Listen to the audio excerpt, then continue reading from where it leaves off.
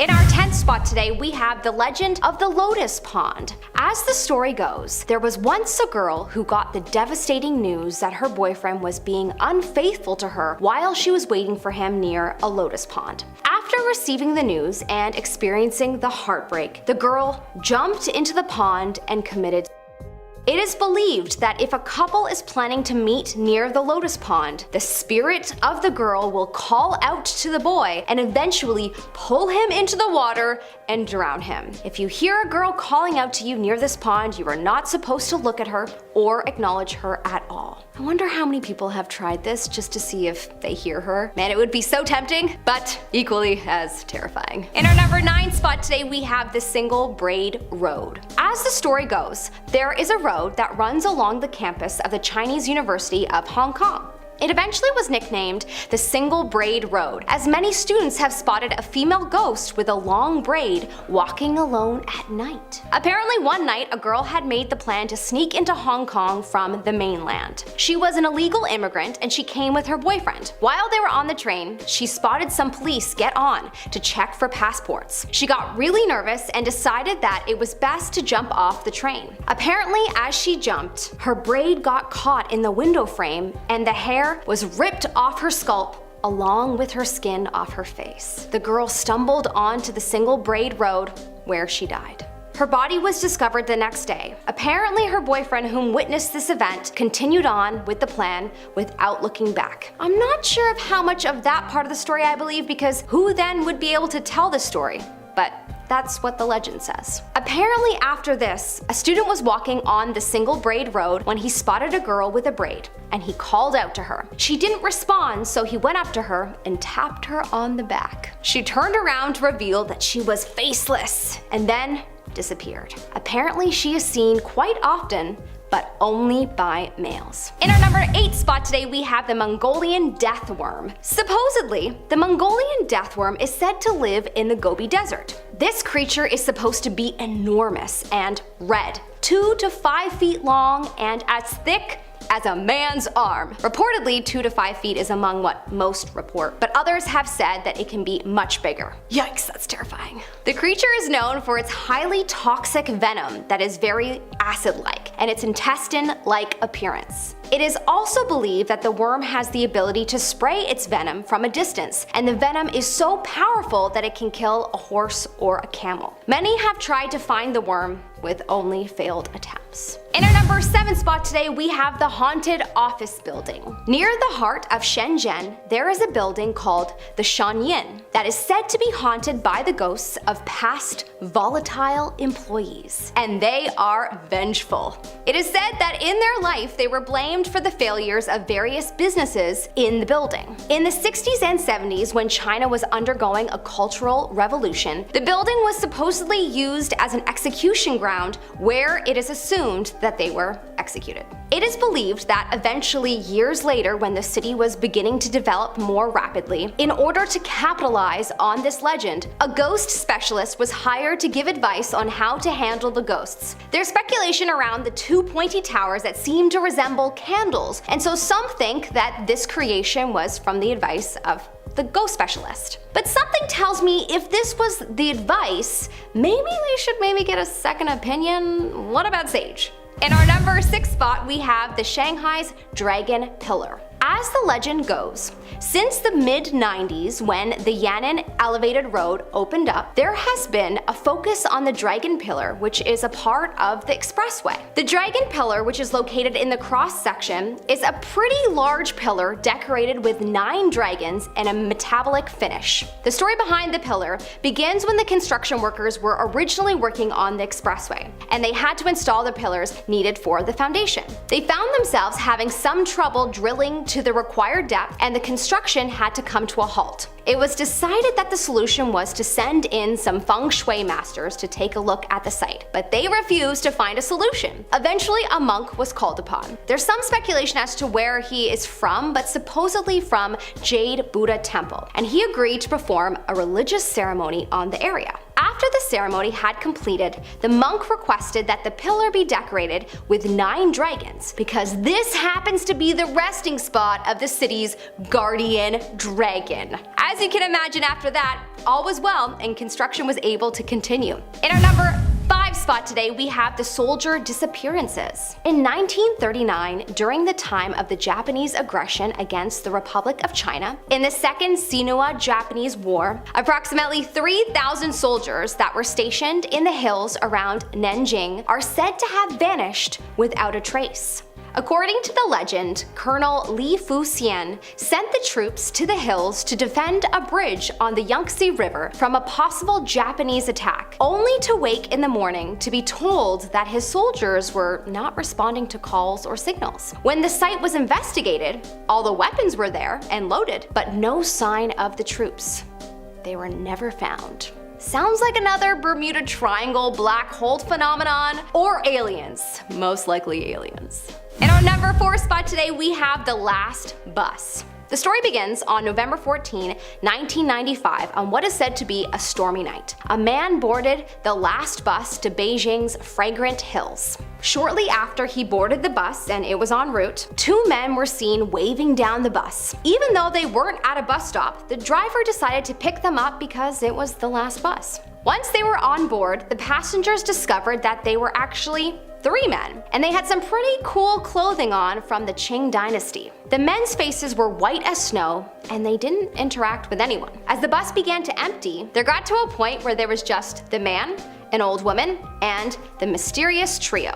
Seemingly out of the blue, the old woman started accusing the man of stealing her wallet. She caused a scene and insisted that the man and her get off and go to the police station. Once they were off the bus and the realization that was the last bus and that there was no police station around came upon the man, he became furious, naturally. But the old man helped him see how lucky they were because the 3 men on the bus had no legs, so they must have been ghosts. Ooh, maybe the old woman saved him from a terrible fate. In our number 3 spot today, we have Room 111. The legend begins with an electrical engineering student trying to travel to another dimension in his dorm room, Room 111.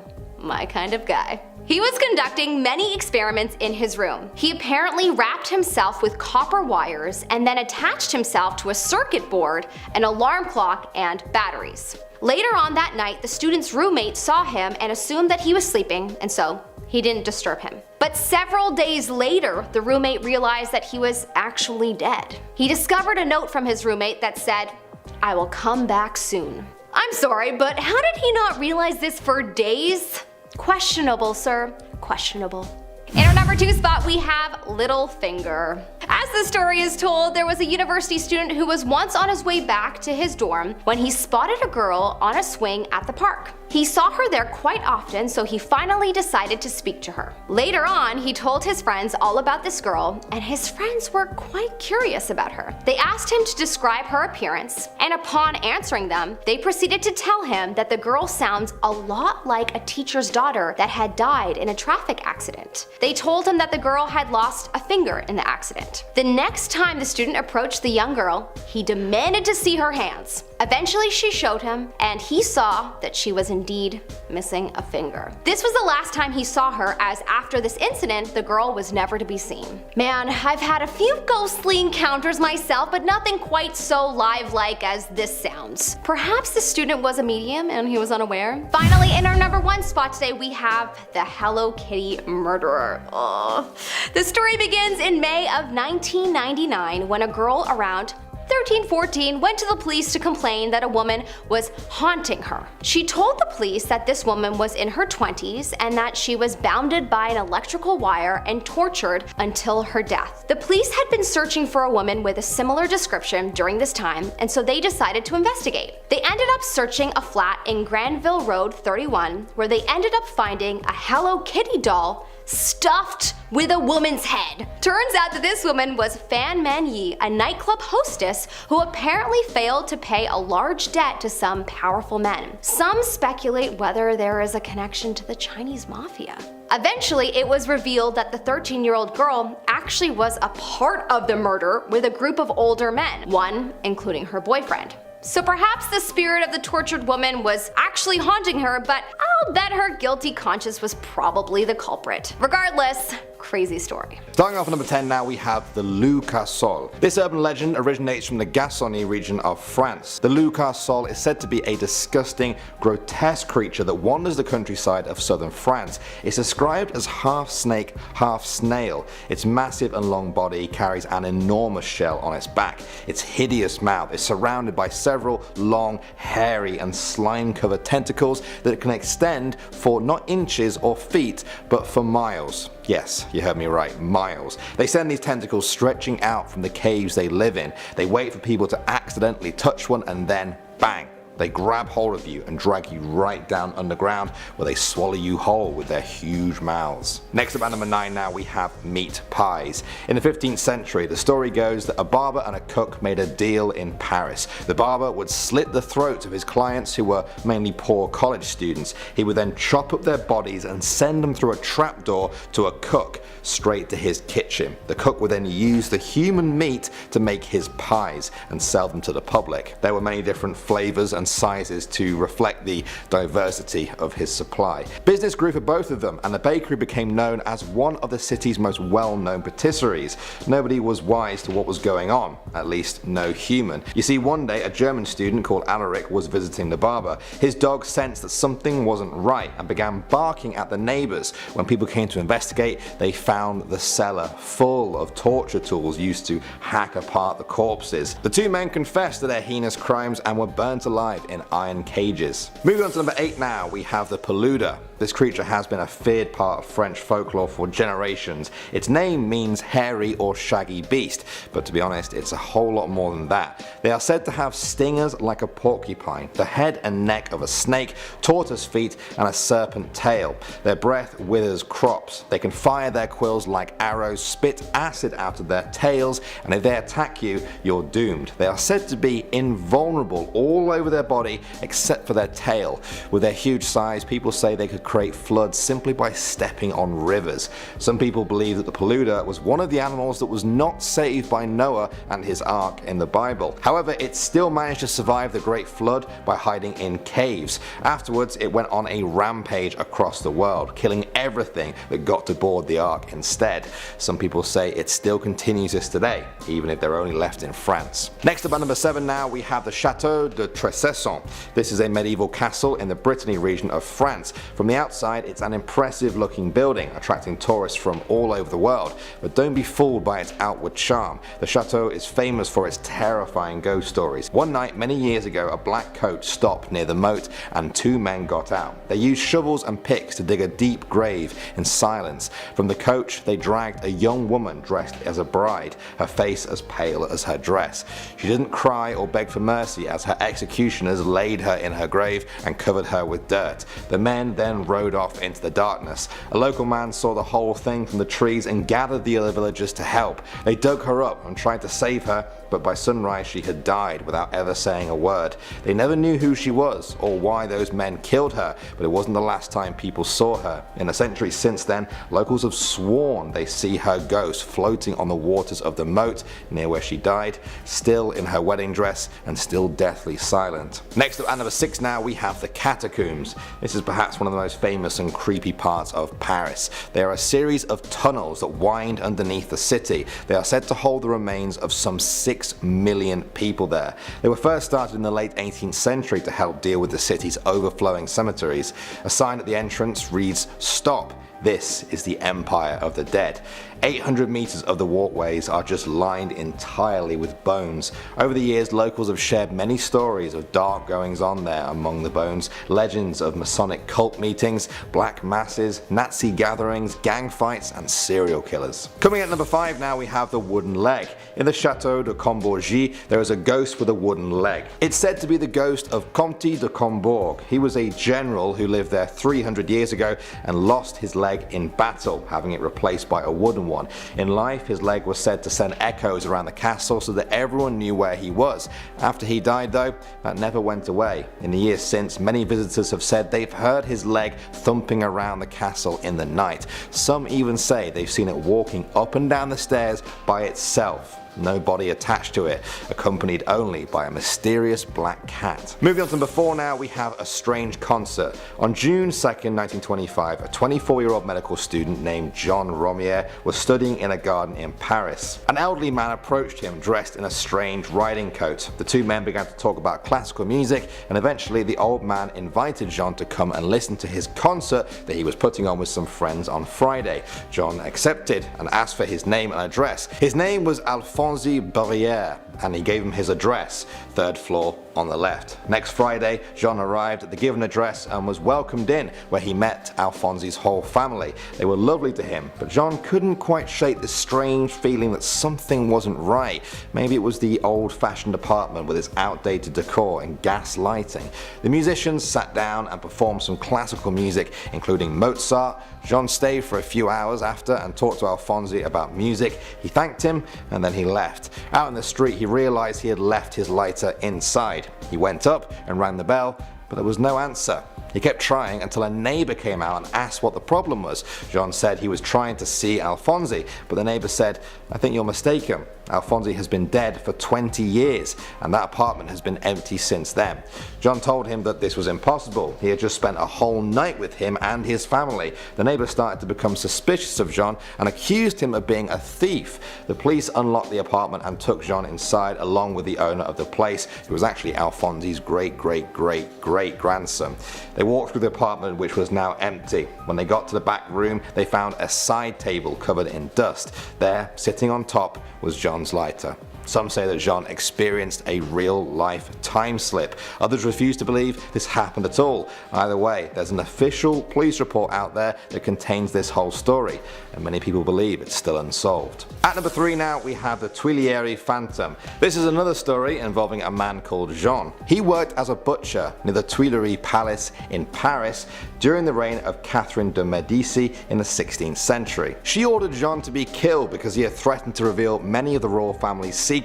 Just before he was executed, he told his executioner that he would rise from the dead. The executioner left Jean's corpse in the garden. He then went to tell Catherine the deed had been done. When he returned to the garden to dispose of the body, he found Jean's corpse missing. A few days later, the Queen's astrologist reported having a vision. In it, he claimed he saw all of the inhabitants of the palace die a horrible death, and that Jean would haunt the palace until it was destroyed.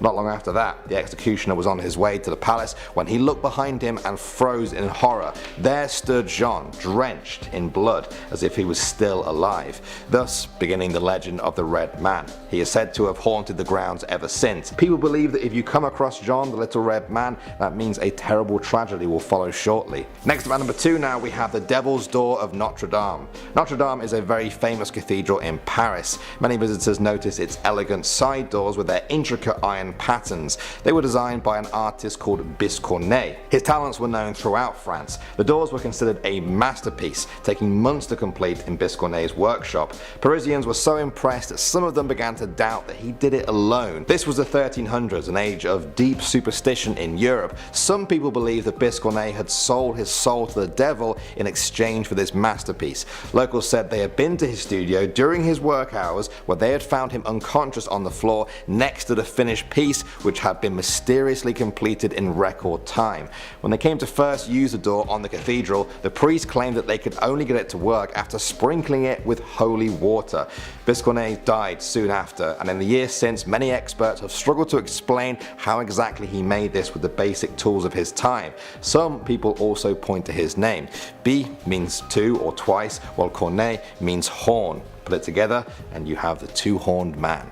And finally at number 1 now, we have the Chateau de Brissac. This old French castle in the Loire Valley was first built in the 11th century. It's been almost 1,000 years since then, and its walls have seen some grisly deaths and hauntings. Perhaps the most famous is the story of Charlotte. She was the wife of Chateau de Brissac, the lord of the castle in the 1400s. One night he came home after a hunt and had dinner with Charlotte. Then they went to bed in their separate rooms. The marriage was said to be for political reasons, not love. That night he was woken by his servant, who said Charlotte had another man in his room, and it was one of his hunting partners. He flew into a rage, grabbed his sword and attacked both of them, slashing and hacking away. By the time they were dead, their bodies had almost 100 wounds inflicted. Charlotte was actually the half-sister of King Louis VI. He stripped Jacques of all of his titles and took possession of his castle. As for Charlotte, well, people say she never left. Her traumatic death made her a ghost, cursed to haunt the castle forever. They say at night on the walls of the castle you can see a female ghost in a green dress with bloody,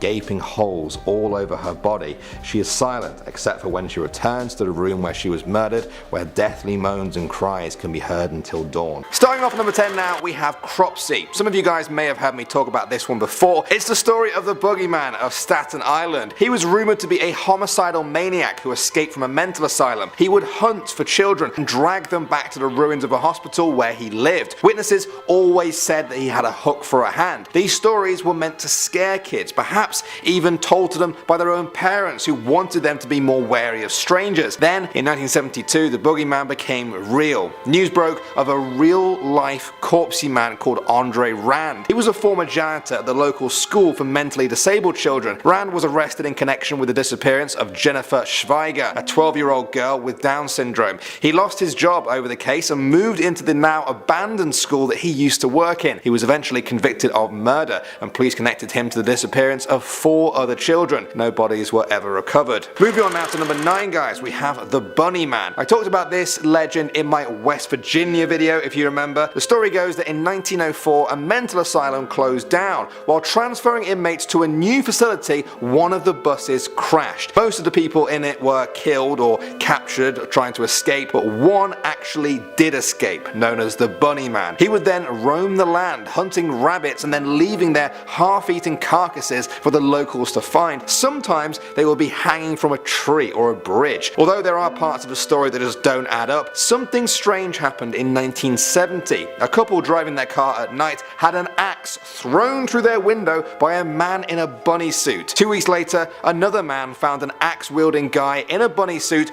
chopping wood nearby who was gone by the time police arrived. Are these linked together somehow? Is there more truth to this than meets the eye? Moving on now to number 8, we have the body under the bed. Ever since hotels and motels have become a common part of society, people have swapped stories about guests who discovered that the mattress they were sleeping on was either above or even stuffed with the body of a murder victim. A grisly tale for sure, but one that was confined to the realms of myths and legend. Then, in 1999, a case in Colorado occurred involving a couple who slept on a mattress containing a body. The police kept the details of that close to their chest, but in 2010 a huge story broke when guests at a Memphis motel discovered they had been sleeping above the body of Sony Millbrook, a missing person at the time. Her boyfriend, Lakeith Moody, was convicted of the crime. Many people were horrified and vowed to give their hotel beds a closer inspection next time. Next up at number 7 now, guys, we have the Maine Robber. That's M-A-I-N-E. The state. For many years, visitors to Maine's North Pond have reported that something strange was going on there. Time after time, people reported that things were going missing. Not just one person, one time, many people, many times.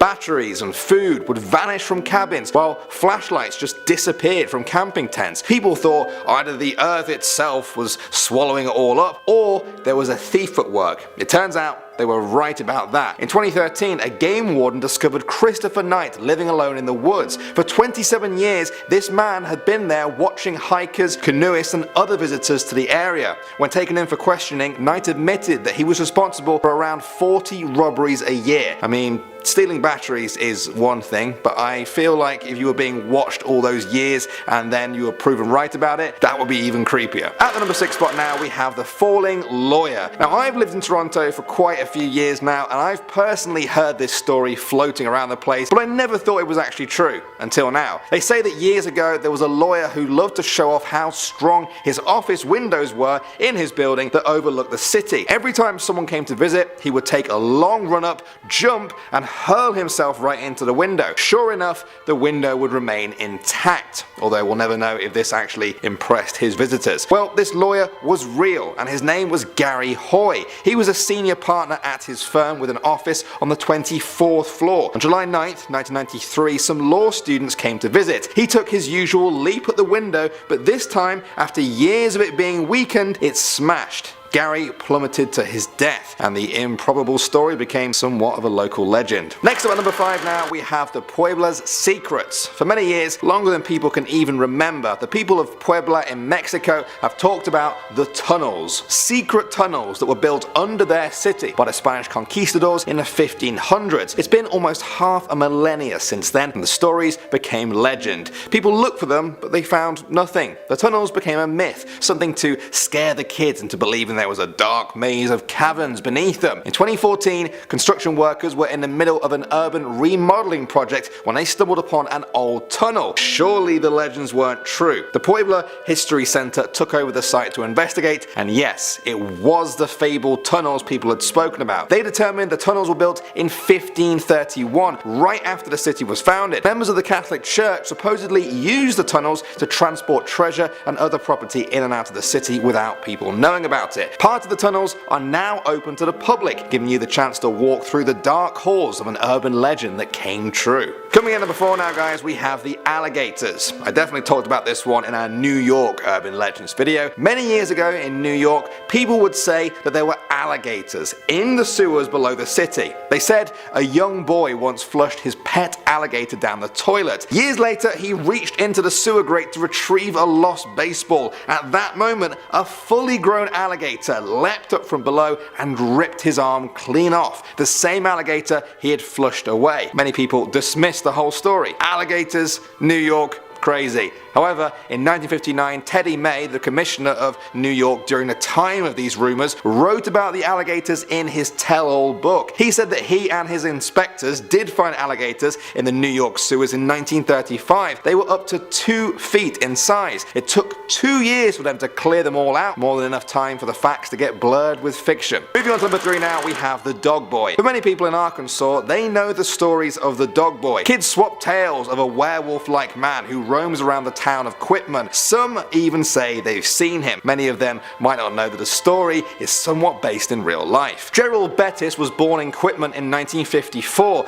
By the time he was a young boy, the neighbors were already calling him evil. They said he liked to capture stray animals and torture them in twisted experiments. As he got older, he turned on his parents, tormenting them until, at the age of 27, his dead father was found in his home. The newspapers said it was illness, but others said it was murder. Beres then kept his mother in the house until she was finally taken away and placed in protective custody. His mother testified against him, and he was given life in prison, where he died a few years later. They say that his spirit still haunts that house, and that he's often seen roaming the area as a ghost on all fours with shaggy hair like a dog. At the number 2 spot now, guys, we have Charlie No Face. Some of you may have heard me talk about this one in my Pennsylvanian video. Charlie No Face is the story of a boy called Charlie who once got electrocuted while climbing on an electric pole to try and see into a bird's nest. He was horrifically disfigured. His face had practically melted off. Eyes, nose, mouth, one of his ears and one of his arms all completely gone. It also turned his skin a sickly green. Somehow he survived and lived out his life in the small town, rarely showing his face to the other locals. People would share the story of Charlie No Face, but because nobody saw him, the story became nothing more than an urban legend. But it wasn't. The story was actually true, all except for the name. Charlie's real name was Raymond Robinson. He was friendly to people whenever they saw him, and he wasn't responsible for the many hauntings that became associated with the legend. And finally, number 1 now, we have Polybius. You may remember this from my video game Urban Legends video. Polybius was the name of an arcade game which kids in Portland got addicted to in 1981. Whenever they were forced off it, they felt nauseous, stressed, or even had seizures. Some people noticed the game was being serviced a lot more than usual. Instead of once a month, Polybius was being checked by men in black suits every single week. They would copy its hard drive, leave all of the money, and then be gone until the next week. People believed they were from the CIA, and that Polybius was all part of a mind control program that sent subliminal messages to its players. While a lot of this is debatable, there really was a kid who got sick during an arcade marathon contest in Portland in 1981. A few days after that, federal agents really did seize a load of arcade cabinets. They said it was all part of a major gambling bust. This is where people tend to differ in opinion. Some say that the story of Polybius was inspired by the events, others say the events are proof of the story. Starting off at number 10 now, we have the grim prophecy. In the village of Llanganu stands the church of St. Digane. There, in the churchyard, lies a yew tree that's said to be over 4,000 years old. Its life began around the time Stonehenge was completed. That's how old it is. Within its old and twisted trunks, locals say a supernatural being lives called Agilstor. According to legend, on Halloween every year, this being emerges to make grim prophecies to those who will hear it.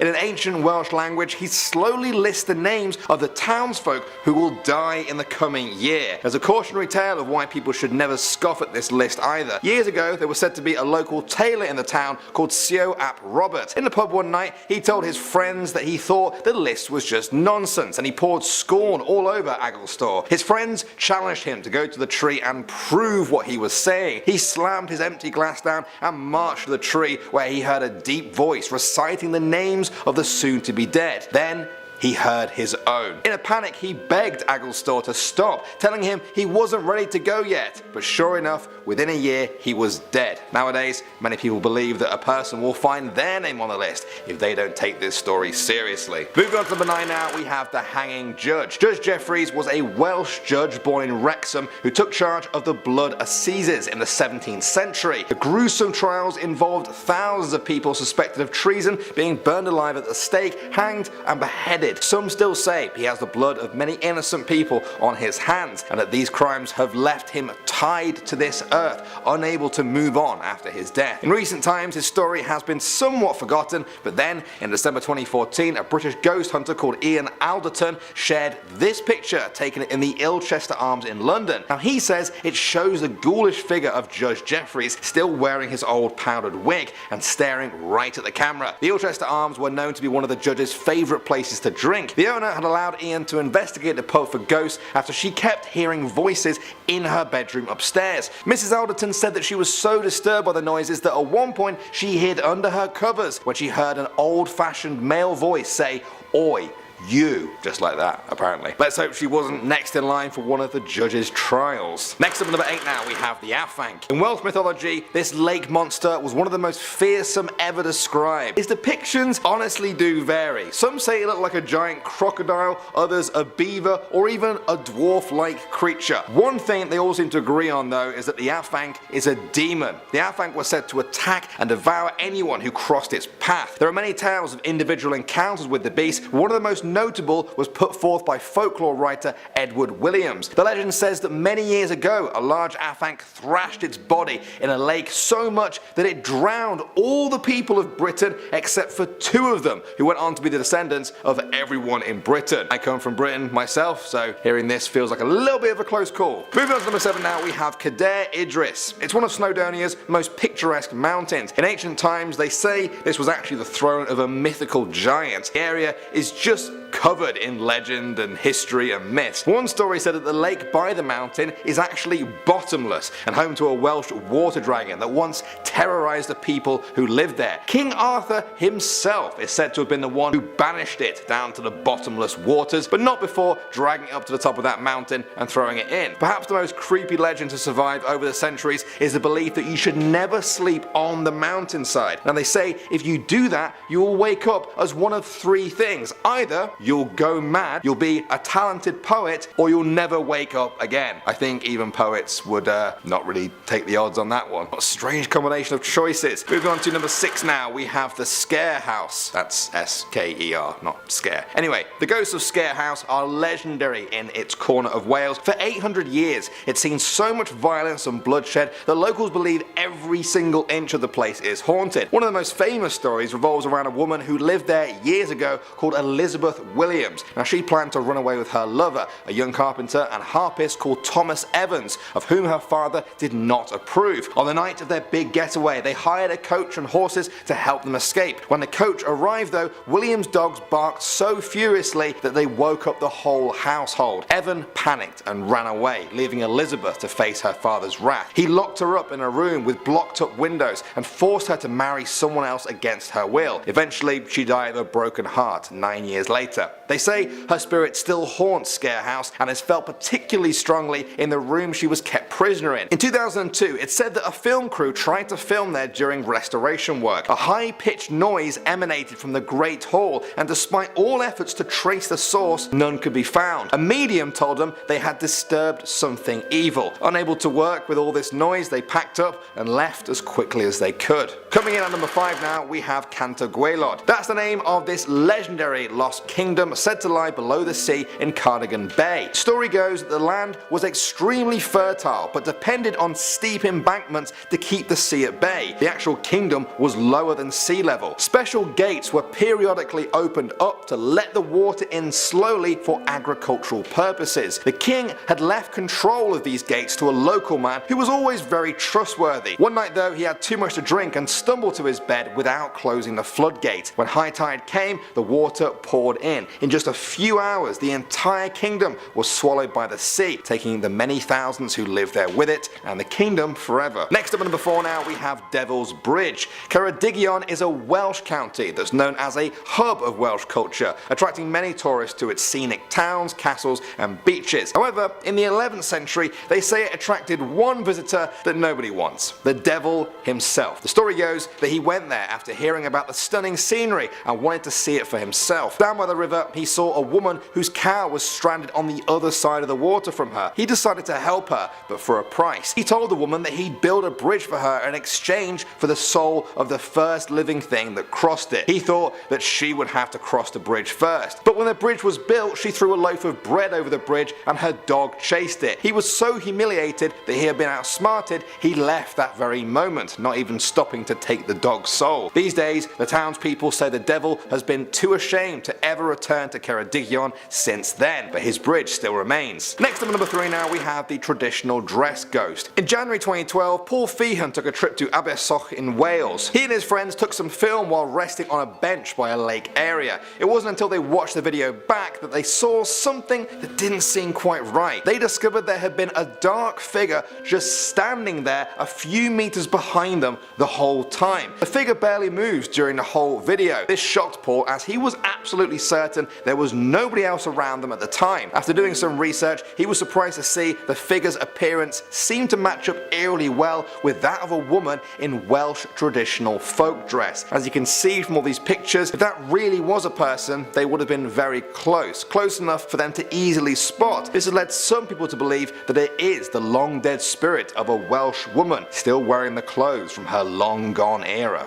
Moving on to number 2 now, we have Merlin's Oak. According to legend, Merlin's Oak stood in the centre of Carmarthen. That's Merlin as in the Merlin, the one and only, one of the most famous wizards of all time. Locals say that Merlin told them that Carmarthen would drown if this oak tree was ever removed from that spot. With this curse in place, they say that a strange pointed notch appeared on the trunk of the tree that looked like the face of Merlin himself. For centuries, the locals remembered Merlin's words. Then, in the 1850s, it was poisoned by a local who objected to people holding meetings beneath it, but its trunk was preserved with iron railings. Finally, in the 1970s, it was removed when someone set the tree on fire. Then Carmarthen suffered its worst floods in many years. Some say the legend held up and that Merlin fulfilled his promise to drown the place if his oak was ever removed. And finally, number 1 now, we have Llandaff's ghost. Some ghost hunters travel long ways just to experience a single ghost. Well, Llandaff has not 1, not 2, 3 or 4, but 5 famous ghost stories, and they all date back to roughly the same era era. The first is the story of a young boy who wore blue and drowned while playing on the banks of the River Taff. He is also said to be joined by the ghost of his mother, with onlookers reporting that they've seen a figure of a lady wading through the river late at night. They say she is forever looking for her son and trying to save him from the water. Another ghost is that of Bella, a woman who committed suicide in the area over 100 years ago. She's regularly seen along the Taff Trail in the woods. The spirit of another suicide victim, this time a man, is also said to haunt the graveyard there. Now he has been known to give people a sharp poke on the ghost tour and follow them around as they are guided through the area.